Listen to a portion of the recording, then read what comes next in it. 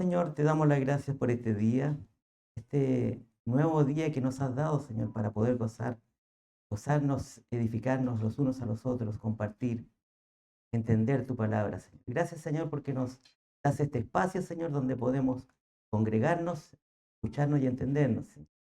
Ayúdanos, Señor, abre nuestro corazón, nuestro espíritu, Señor, danos ánimo para que podamos entender tu palabra, Señor, estar dispuestos a escucharla. Y aquellos que han venido por primera vez, también invitarlos a que escuchen tu palabra y abran sus corazones. Damos todos estos acciones en nombre de Jesucristo, nuestro Señor y Salvador.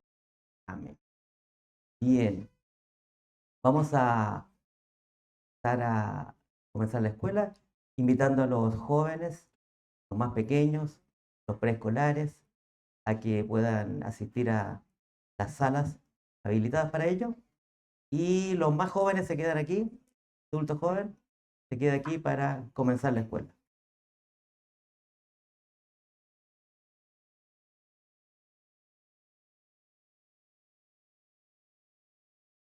Muy bien, estamos en el libro de los Hechos, Hechos de los Apóstoles, o mejor dicho, ¿cómo lo hemos llamado también? ¿Perdón? Los Hechos de Jesucristo, ¿sí? Y estamos continuando la serie que se llama Edificaré mi iglesia, no la han publicado ahí en la pantalla todavía, pero bueno. Ok, edificaré mi iglesia. ¿Y quién está edificando la iglesia? Jesucristo, exactamente. Hemos pasado por eh, ya 23 capítulos del libro de los Hechos. Hemos conocido cómo la iglesia está creciendo, ¿cierto?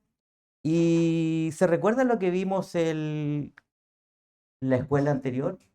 Tienen que acordarse porque la hizo el pastor. Vamos, que se puede.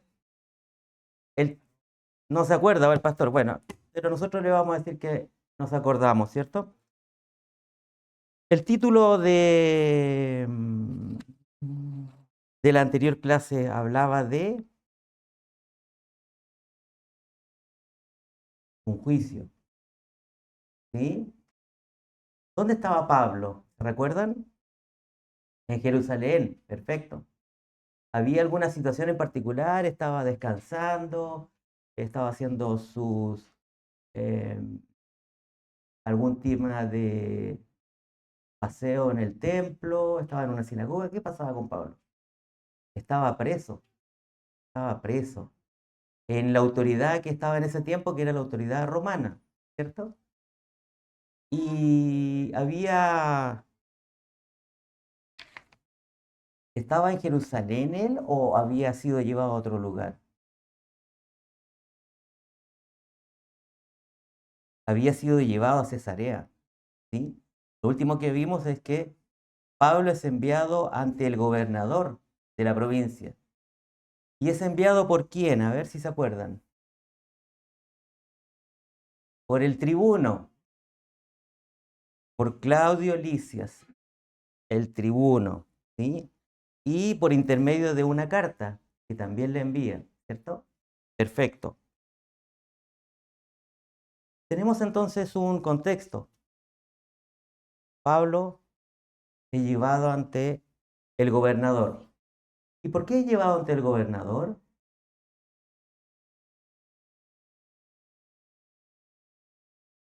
Porque era ciudadano romano y porque había un complot contra él, ¿cierto? Y había sido conducido al gobernador porque él era el que impartía justicia, ¿sí? Bien, ya tenemos una especie de contexto, un historial, ¿cierto? Y vamos a ver hoy día el capítulo 24, ¿ya? Con todos los versículos del 1 al 27, es bastante extenso, pero no extensa en el sentido de los conceptos, sino más que nada la historia que vamos a ver. Y está ahí una imagen puesta y que da un poco el tenor a lo que vamos a ver. Este es un juicio en la era romana, donde hay un juez que está sentado ahí, ¿cierto? Y aquellos que están, entre comillas, litigando. ¿No hay abogados por aquí? O... No, no tenemos abogados todavía presentes. Los que están ahí ante el juez, ¿cierto? Presentan sus, entre comillas, descargos. Unos son acusados y los otros son, de alguna manera, los acusadores. Bien. Y en este caso lo que vamos a ver es el juicio de Pablo ante el gobernador romano. Antes de seguir, muchos hemos visto, hablado, escuchado de juicios. ¿Y qué esperamos de un juicio? Es, perdón, que se haga justicia. Hablamos de un juicio justo, ¿sí? Esperamos que la justicia obre de alguna manera, ¿cierto? Y castigue a aquellos que están haciendo alguna falta, ¿cierto? Que siga los principios que creemos que son correctos, ¿cierto? Y obviamente castigue o dé una sanción a aquel que ha sido acusado. Ahora, si ese acusado no tiene pruebas suficientes, obviamente debe ser liberado. Esto es para nosotros un juicio.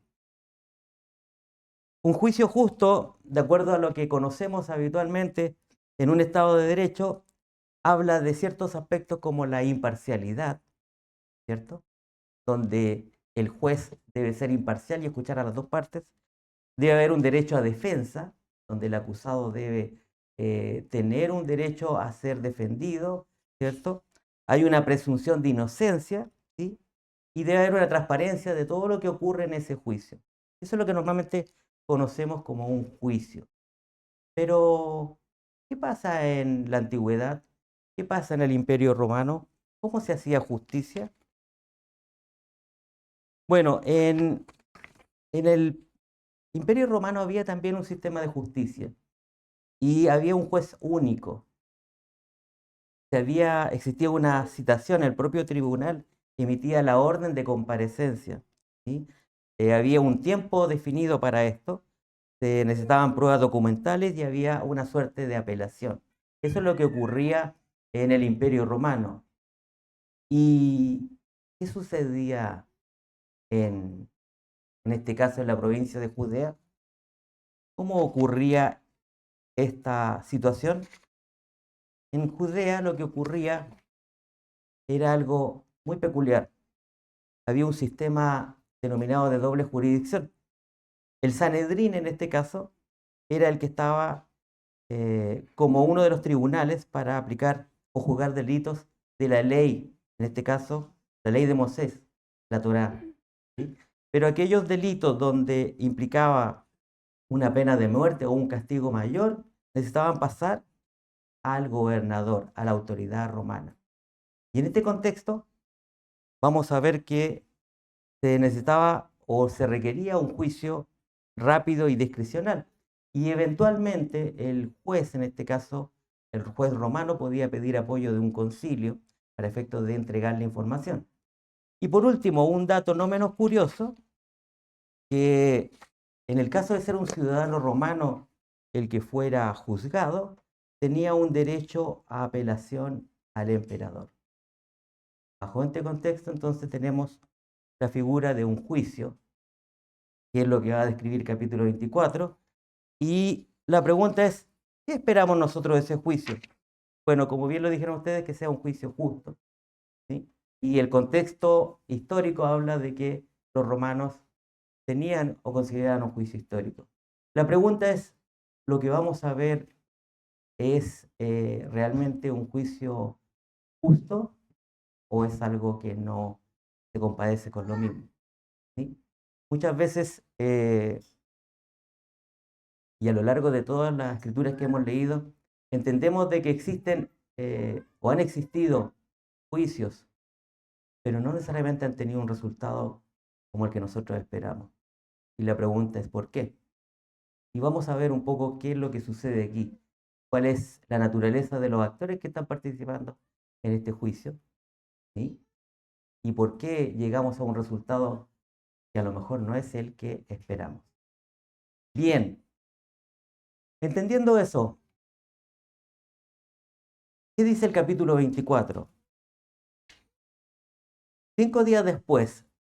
¿5 días después de qué? De los sucesos que habían sucedido antes, ¿cierto? En Jerusalén. Pablo había sido apresado en el templo. ¿Se recuerdan por qué?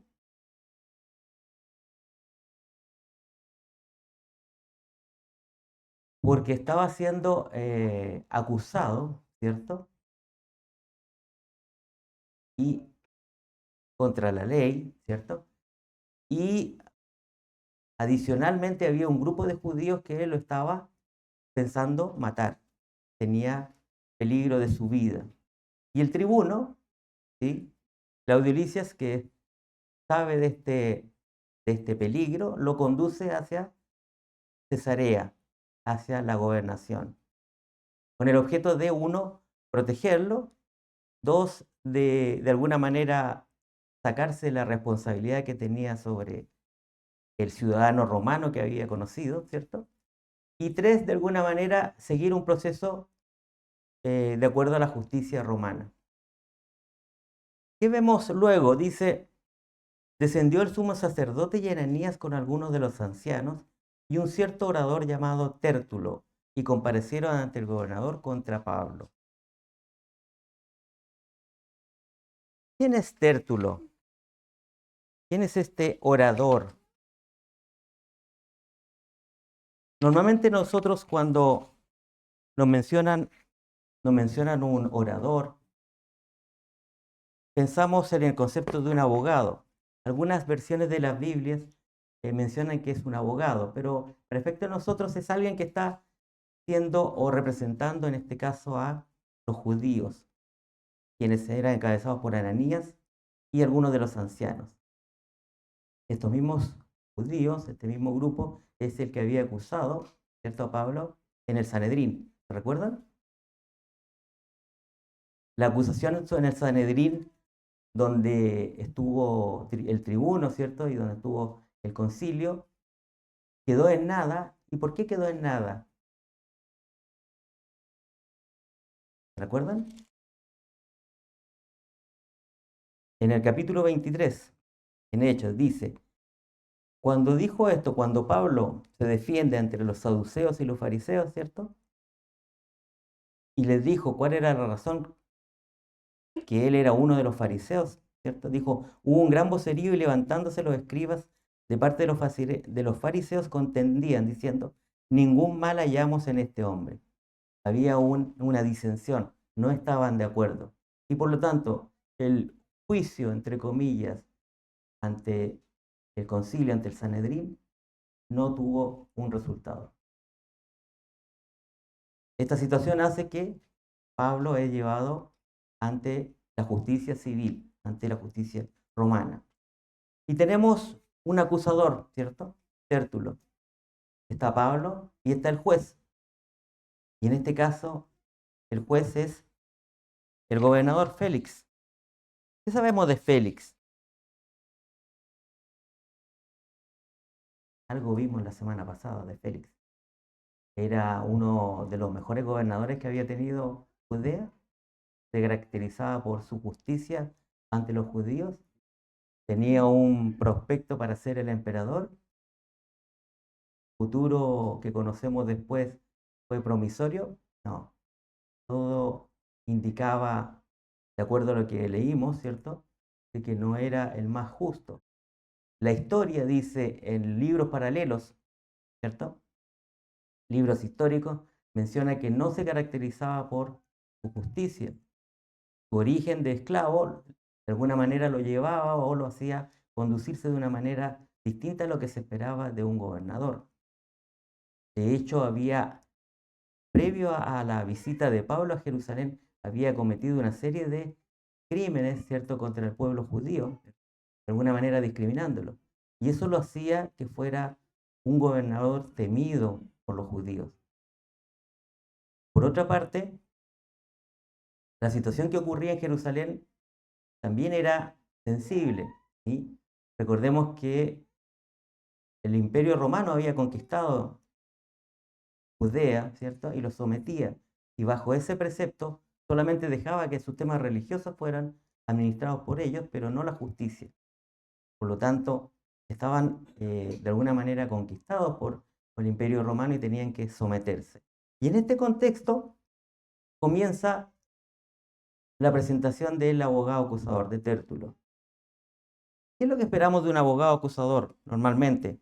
Que presente pruebas que indique qué es lo que hace eh, culpable a la persona, ¿cierto? Y en este caso, el abogado comienza diciendo, debido a ti gozamos de gran paz, refiriéndose al juez, y muchas cosas son bien gobernadas en el pueblo por tu prudencia. Oh excelentísimo Félix, lo recibimos en todo tiempo y en todo lugar con toda gratitud. Pero por no molestarte más largamente, te ruego que nos oigas brevemente conforme a tu equidad. ¿Les parece una buen inicio? ¿Está como exaltando de alguna manera al juez? Un poquito. Sabemos que el gobernar en el pueblo por tu prudencia, ¿cierto? O la gratitud, ¿cierto? O no molestarte más largamente está siendo adulado. ¿Y qué pasa cuando escuchamos a alguien que nos adula? Alguien que nos tira flores. ¿Confiamos o desconfiamos? Desconfiamos, ¿cierto? Y si no nos conoce, con mayor razón, ¿sí? Y eso es el sentido común, es la conciencia. ¿Qué es lo que nos dice eso? Nos pasa eso extrañamente, ¿o no? Sí, nos pasa. Pasa que ante alguien que nos adula, desconfiamos. Y es algo normal y está bien. Luego dice, centrándose en la acusación, porque hemos hallado que este hombre es una plaga. ¡Wow! Y promotor de sediciones entre todos los judíos por todo el mundo y cabecilla de la secta de los nazarenos. Intentó también profanar el templo y prendiéndole quisimos juzgarle conforme a nuestra ley. ¿Qué pensamos de esto cuando vemos que este adulador habla de Pablo como una plaga? ¿Qué pensamos de una plaga? Algo que no se puede contener, ¿o me equivoco? Es algo que está diseminado por todos lados y es algo negativo. No es un ejemplo positivo. Pero, ¿era Pablo el que había hecho todo eso? ¿Realmente Pablo era el que había movido o de alguna manera diseminado esta plaga, el promotor de las sediciones? No, nosotros sabemos que no, ¿sí? Sabemos que el Espíritu de Dios estaba ahí presente. Y lo que ellos ven, ¿cierto? Es lo que hizo Pablo normalmente. ¿Qué hacía Pablo normalmente en cada uno de los lugares que visitaba? Iba a la sinagoga, iba a donde su pueblo, aquellos judíos, ¿cierto? Que conocía, y también aquellos que eran prosélitos, aquellos que asistían o se congregaban también junto a los judíos, aquellos que conocían la palabra de Dios y eran temerosos de Dios. Por lo tanto, ¿era esperable que fuera mencionado como una plaga? No, para nada. Luego dice, cabecilla de la secta de los nazarenos. ¿Se recuerdan la referencia a Nazaret? En la Biblia aparece varias veces, pero el decir que era nazareno era algo sublime o algo bajo. De hecho, hay una mención en Juan, ¿cierto? Donde dice, saldrá algo bueno de Nazaret, y que lo dice un discípulo de Jesucristo, ¿sí? Porque Nazaret no era conocido exactamente por ser un lugar eh, que dijéramos que tenía una tradición, sino al revés, ¿cierto? Y eso hace que sea un modo despectivo. Pero lo que suena curioso es que el abogado habla de los judíos por todo el mundo, y eso de alguna manera es positivo para Pablo. Luego dice, intentó profanar el templo prendiéndole. ¿Y por qué tienen esa idea de que Pablo había tratado de profanar el templo? Que en la práctica era una profanación para ellos. Vimos en la clase anterior de que el templo tenía ciertas áreas, ¿se lo recuerdan? Patio de mujeres, ¿cierto? El área santa. ¿Qué era profanar el templo? Entrar gentiles, entrar personas, ¿cierto? Entrar aquellos que no eran judíos en lugares que estaban prohibidos. Esa era una profanación. Y lo que sucede, y que luego interpreta Pablo también, es que es visto con uno de sus, dice, porque antes habían visto con él en Hechos 21, 29 dice, porque antes habían visto con él en la ciudad a Trófimo de Éfeso, a quien pensaban que Pablo había metido en el templo. Pablo no había involucrado a nadie en el templo, no había profanado el templo. Sin embargo, la multitud, la muchedumbre, dejándose llevar por algún comentario que no tenía nada que ver, ¿cierto? Levanta una falsa acusación y genera un ruido o una turba que no razona, simplemente lo ataca. Y luego dice, y prendiéndole nosotros, dice, y prendiéndole quisimos juzgarle conforme a nuestra ley. Está hablando el abogado o el orador judío. Pero interviniendo el tribuno Licias con gran violencia, le quitó de nuestras manos, mandando a sus acusadores que viniesen a ti. ¿Qué está diciendo ahora el abogado? Que ellos estaban con la mejor intención, que no querían hacerle daño y que el que se interpuso con ellos fue el tribuno romano. El tribuno romano fue el que tuvo la culpa de alguna manera. ¿Qué sabemos nosotros de la historia?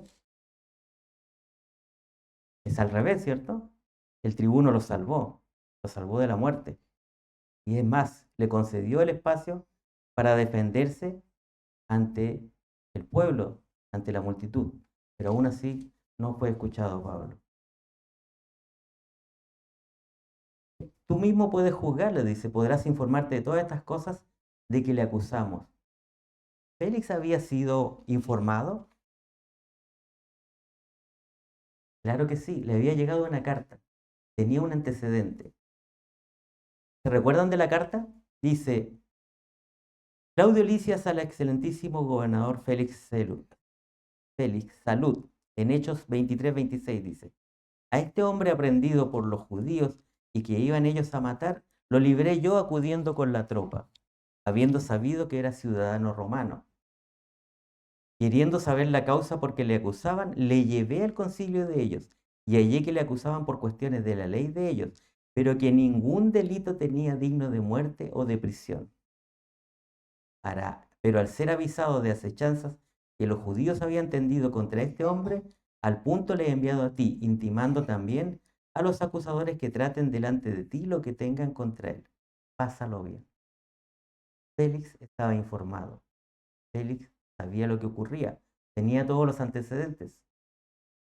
Tenía todos los antecedentes para hacer un juicio rápido y justo. Y luego viene, los judíos también confirmaban diciendo ser así de todo, validaban todo lo que había dicho el orador. Sin embargo, nosotros, por lo que hemos leído, ¿cierto? Claramente esto es una mentira, una confabulación. Habiendo hecho señal el gobernador a Pablo para que hablase, este respondió. Y ahora tenemos el testimonio de Pablo. ¿Qué podríamos esperar de la defensa de Pablo? ¿Alguna defensa alborotada, enojada, alterada por lo que se le acusaba? No, Pablo está tranquilo. ¿Y por qué está Pablo tranquilo? ¿Qué sabemos antes de Pablo? ¿Cuán- El Señor le había dado un mensaje, ¿cierto? Le había dado una señal. ¿Cuál es esta? En Hechos 23, 11. le dice, a la noche siguiente, después del concilio, se le presentó el Señor y le dijo, ten ánimo, Pablo, pues como has testificado de mí en Jerusalén, así es necesario que testifiques también en Roma. ¿Podría estar intranquilo Pablo respecto de esto? Sabiendo que el Señor era el que conducía, sabía que el Señor lo tenía bajo control. Nos ha sucedido a veces que tenemos situaciones críticas y no sabemos si está el Señor en control o no, o dudamos. Muchas veces nos preocupamos, ¿sí? A veces tenemos todo podríamos decir, el camino en contra. Vamos en una pendiente en subida. Ocurre una y otra situación y nos vemos de alguna manera débiles, ¿cierto? Estamos inseguros y no sabemos qué hacer. Pero viene la palabra del Señor y le dice a Pablo, ten ánimo, Pablo. Obviamente que eso lo tranquiliza. No sabemos cuánto, pero él está tranquilo en el juicio. Y lo vemos por su declaración. Dice así, porque sé que desde hace muchos años eres juez de esta nación, con buen ánimo haré mi defensa. Como tú puedes cerciorarte, no hace más de 12 días que subí a adorar a Jerusalén. Y no me hallaron disputando con ninguno, ni amotinando a la multitud, ni en el templo, ni en las sinagogas, ni en la ciudad. Ni te pueden probar las cosas de que ahora me acusan. ¿Pablo hace adulación del juez? De ninguna manera. Pablo se va objetivamente a lo que ha sucedido. Efectivamente, hace 12 días, ese que había subido a adorar a Jerusalén. Y había subido a adorar a Jerusalén de acuerdo a ciertas recomendaciones. ¿Se acuerdan de ellas? Aun cuando le habían sugerido que no subiese a Jerusalén en Hechos 21, en la escuela cuando habló Miguel, ¿cierto? Dice, Pablo respondió, ¿qué hacéis llorando y quebrantándome el corazón? Yo estoy dispuesto no solo a ser atado, más aún a morir en Jerusalén por el nombre del Señor Jesús. Pablo sabía que era una situación difícil que tenía que abordar. Sabía que iba a ser preso. Sabía que iba a poder sufrir algún tema de castigo. Sin embargo, él sabía que tenía que hacerlo porque el Señor se lo había pedido.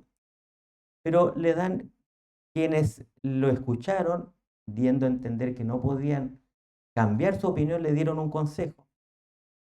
Haz pues esto, purifícate con ellos y paga sus gastos en el templo, como cualquier nazareno, ¿cierto? Paga sus gastos para que se rasuren la cabeza y todos comprenderán que no hay nada de lo que se le informó acerca de ti, sino que tú también andas ordenadamente guardando la ley. Era una costumbre en un templo cuando yo venía de otro lugar por mucho tiempo a purificarme, someterme varios días, ¿cierto? Rasurarme el cabello y con eso purificarme y limpiarme para poder ingresar al templo. Y lo que está haciendo Pablo es eso, nada más que eso, comportándose como un judío, respetando creencias antiguas, ¿cierto? No te pueden probar las cosas de que ahora me acusan. Ninguno de los que estaba ahí presente era el que lo había visto o había visto a Trófimo. Ninguno de los que lo había acusado en el concilio estaba ahí presente. No había evidencia, no había pruebas. Pero esto te confieso, dijo, que según el camino que ellos llaman herejía, así sirvo al Dios de mis padres, creyendo todas las cosas que en la ley y en los profetas están escritas. ¿Por qué habla del camino? ¿Y por qué ellos llaman herejía al camino? ¿Qué entendemos por herejía? Una enseñanza falsa. Lo que hablaban los judíos es que Pablo predicaba una enseñanza falsa, nada más alejado de la verdad. Pablo usaba las mismas escrituras que los judíos ocupaban. Se basaba en la ley y en los profetas, ¿sí? Y lo que ellos hablaban de Nazareno, él hablaba de el camino.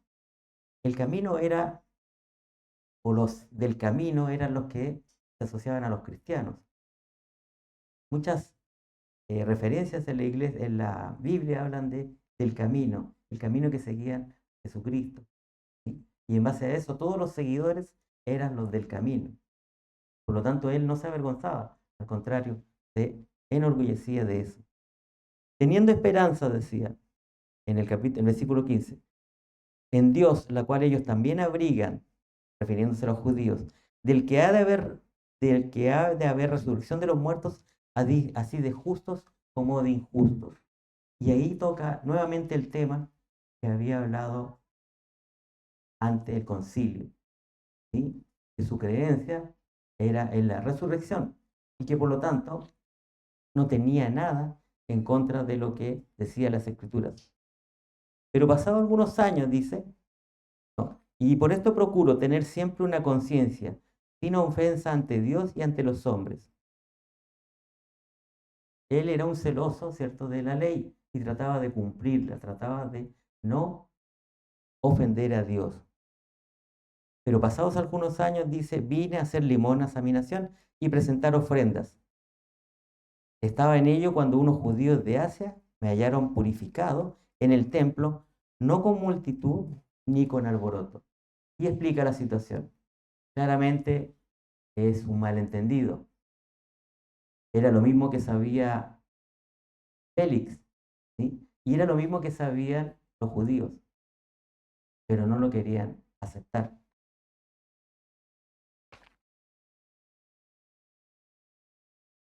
Ellos deberían comparecer ante ti, dice, y acusarme si contra mí tienen algo. ¿Quiénes eran ellos? Aquellos que lo acusaban, aquellos que habían levantado el falso, la acusación en el templo. Sin embargo, ninguno de ellos estaba ahí. Por lo tanto, nuevamente no había evidencia.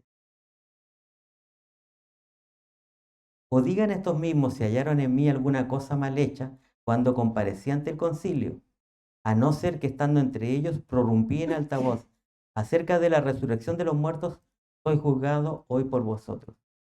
Y les cita nuevamente la misma referencia que hizo ante el concilio. El mismo quiebre que ocurrió ante el concilio entre fariseos y saduceos. ¿Sí? Y eso netamente hallaron en mí. Acerca de la resurrección de los muertos soy juzgado hoy por vosotros. Eso netamente era un tema religioso. Era un tema que debía ver el Sanedrín. Y no necesariamente el gobernador Félix. ¿Sí? Salud.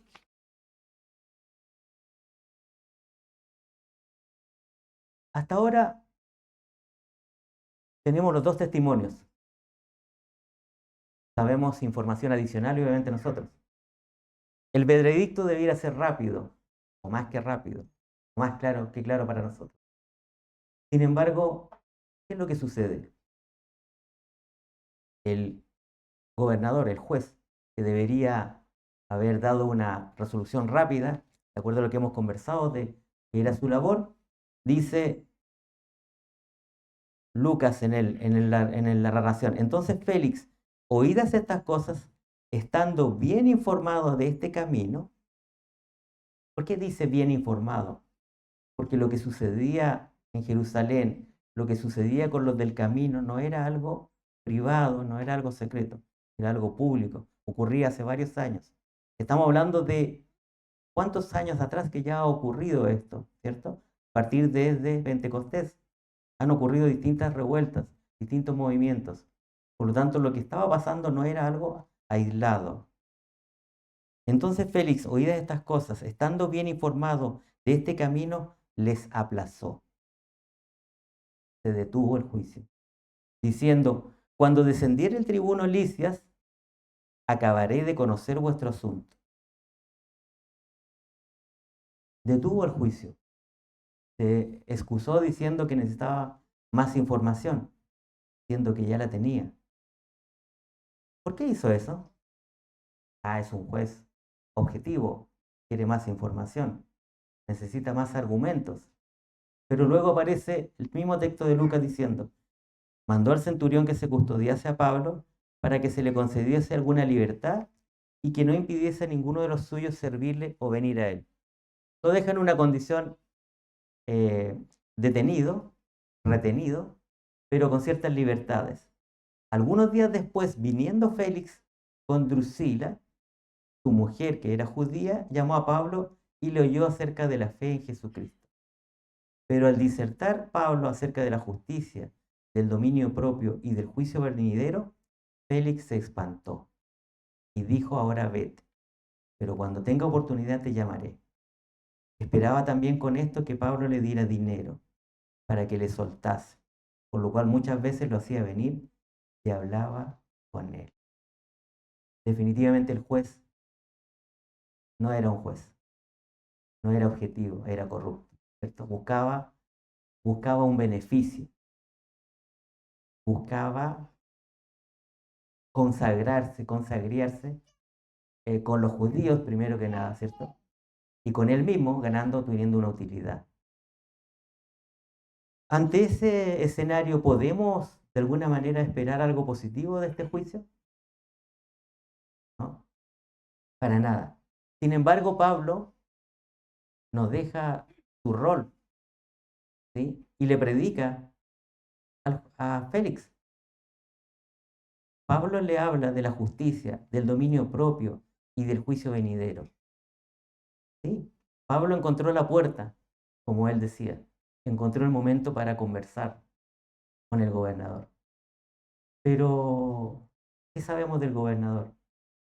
No era el más objetivo, que no era el más adecuado. Sabemos que estaba casado con Drusila, mujer que era judía, por lo tanto conocía algunos de los principios. Sin embargo, se espantó. La relación con su esposa, que era la segunda esposa, a su vez ella, que era el tercer marido, no era la más formal, la más correcta. Por lo tanto, podemos entender por qué Félix se espantó, ¿sí? La vida de Félix, según algunos escritores romanos, no era la más correcta. Y eso también lo hacía tener de alguna manera un tema personal muy importante. Félix se espantó y dijo: ahora vete, cuando tenga la oportunidad te llamaré. ¿Parece conocido eso? Cuando a veces nos encontramos con alguien que está de alguna manera es un no creyente, se le predica y dice: no, me gustó lo que me dijiste, pero hablémoslo después. Me desvía. Pasaron 2 años, dice el texto. Al cabo de 2 años recibió Félix por sucesor a Porcio Festo. Lo cambiaron a Félix. Ya vamos a ver que el cambio no fue por algo hacia arriba, sino fue un castigo. Y queriendo Félix consagrarse con los judíos, dejó preso a Pablo. Tuvo a Pablo 2 años detenido. 2 años. Wow. ¿Qué pensamos de todo esto?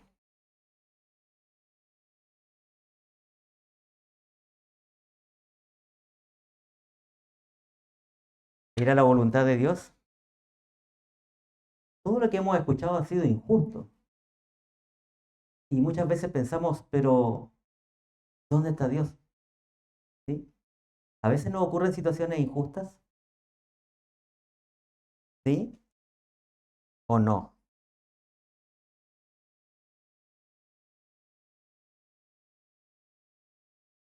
Les voy a llevar a Mateo 9:16.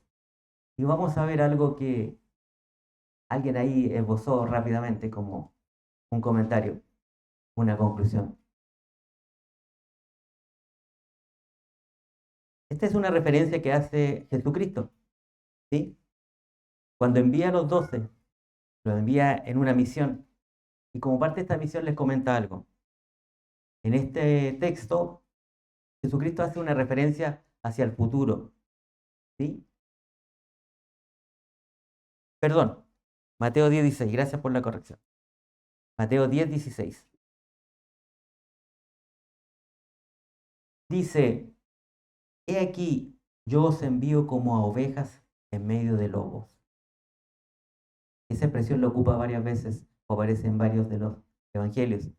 Sed pues prudentes como serpientes y sencillos como palomas. Y guardaos de los hombres, porque os entregarán a los concilios, y en sus sinagogas os azotarán, y aun ante gobernadores y reyes seréis llevados por causa de mí, para testimonio a ellos y a los gentiles. Mas cuando os entreguen, no os preocupéis por cómo o qué hablaréis, porque en aquella hora os será dado lo que habéis de hablar.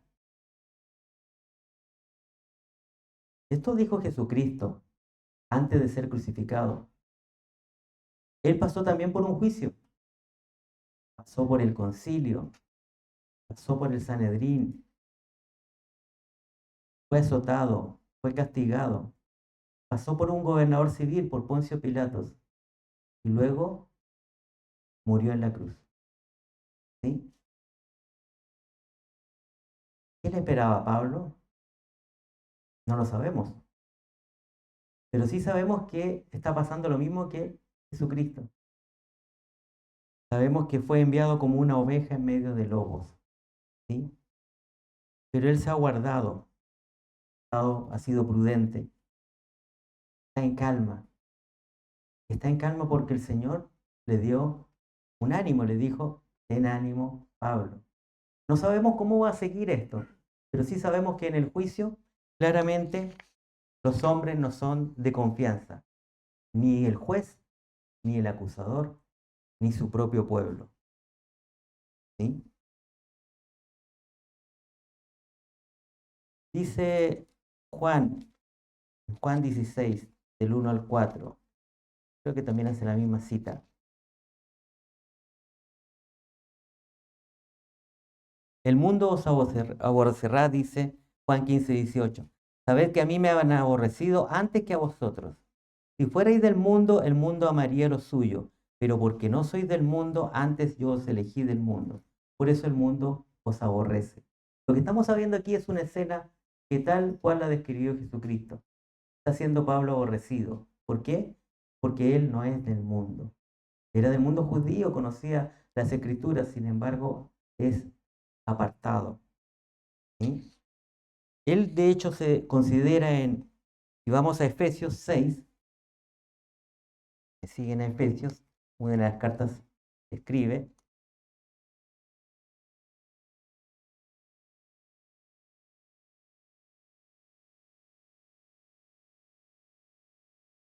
En Efesios 6, en el versículo 20, dice,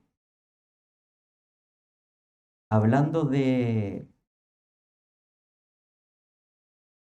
la armadura de Dios, y hace referencia diciendo, por mí, a fin de abrir mi boca, me sea dada palabra. No, dice, orando en todo tiempo, con toda oración en el 18, y súplica en el Espíritu, y velando en ello con toda perseverancia y súplica por todos los santos. Sobre todo tomad el escudo de la fe, con que podáis apagar todos los dardos del fuego del maligno, y tomad el yelmo de la salvación y la espada del Espíritu, que es la palabra de Dios, ¿cierto? Con toda perseverancia y súplica por todos los santos y por mí, a fin de que al abrir mi boca me sea dada palabra para dar a conocer con denuedo el misterio del Evangelio, por lo cual soy embajador en cadenas, que con denuedo hablé de él como debo hablar. Es un embajador en cadenas y va a seguir en cadenas. ¿Qué podemos entender de eso?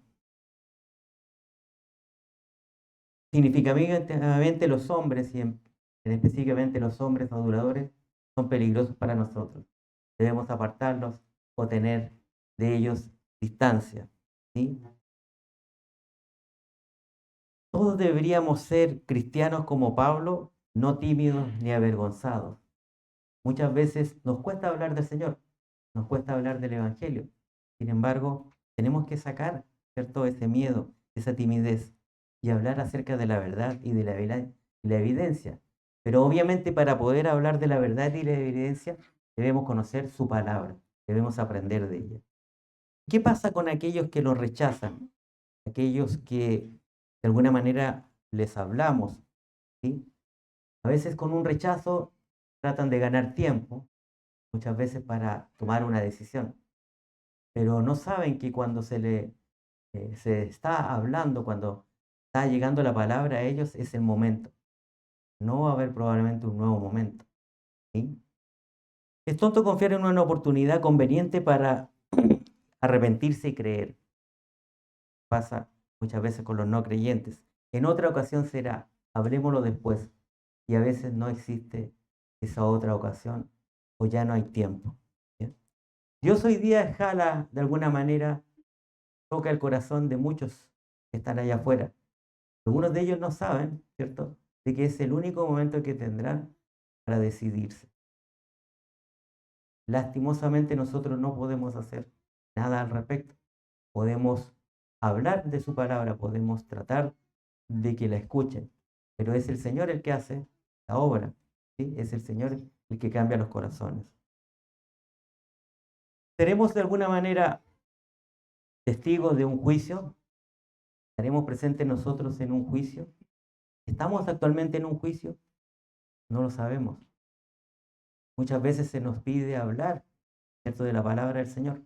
Muchas veces se nos critica por nuestras conductas, ¿sí? Pero tenemos que actuar como el Señor dijo. Estamos entre lobos.